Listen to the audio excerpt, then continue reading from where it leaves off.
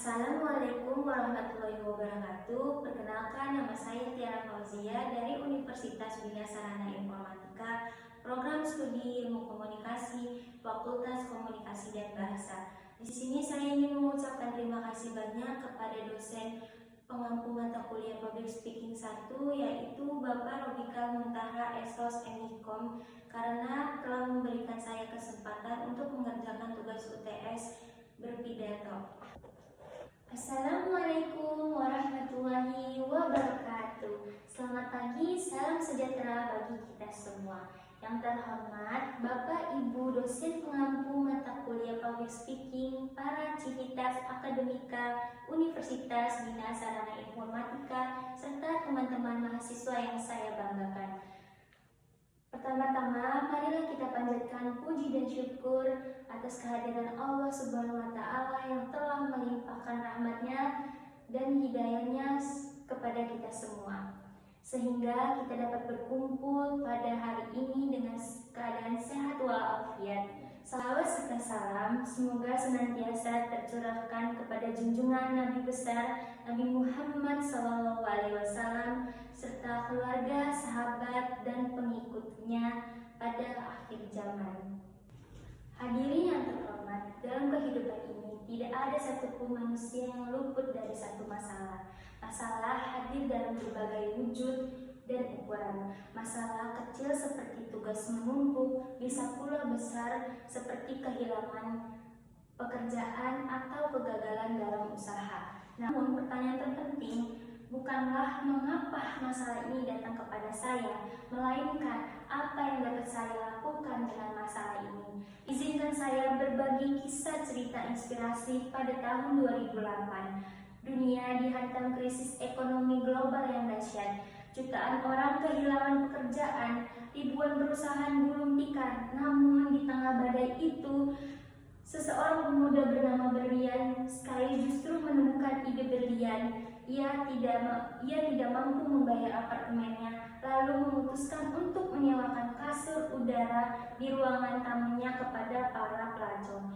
Ide sederhana dari sebuah masalah finansial itulah yang kemudian bertransformasi menjadi Airbnb, perusahaan senilai ratusan triliun rupiah yang kini berpotensi lebih dari 202.000 negara. Kisah ini mengajarkan kita satu hal yang sangat berharga. Masalah adalah pintu tersembunyi menuju peluang. Ketika kita menghadapi kesulitan, otak kita dipaksa berpikir keras, lebih kreatif, dan lebih inovatif. Tekanan justru menjadi bahan bakar yang menggerakkan mesin kreativitas kita. Rekan-rekan mahasiswa yang saya cintai, sebagai generasi muda yang hidup di era digital ini, kita menghadapi berbagai tantangan nyata. Persaingan yang semakin ketat, teknologi yang berubah begitu cepat, dan ketidakpastian seolah menjadi bagian dari kesederhanaan. Namun justru disinilah letak keistimewaan kita. Kita adalah generasi yang lahir dan tumbuh bersama perubahan. Kita tidak asing dengan adaptasi. Ada 3 langkah yang ingin saya bagikan untuk mengubah menjadi peluang. Pertama, gantilah perspektif. Ketika masalah datang, alih-alih bertanya mengapa ini terjadi padaku, bertanyalah pelajaran apa yang kupetik dari ini. Perubahan cara pandang ini bukan berarti mengabaikan rasa sakit, melainkan memilih untuk tidak berhenti di sana. Kedua, jadikanlah masalah sebagai bahan penelitian. Setiap masalah yang Anda alami kemungkinan besar juga dialami oleh banyak orang lain. Disitulah peluang bisnis, inovasi, dan karya terlahir dari kebutuhan nyata yang belum terpenuhi. Aplikasi Gojek daring lahir karena masalah transportasi. Dompet digital hadir karena masalah antrian panjang. Semua ini dimulai dari kesepakatan terhadap masalah sehari-hari.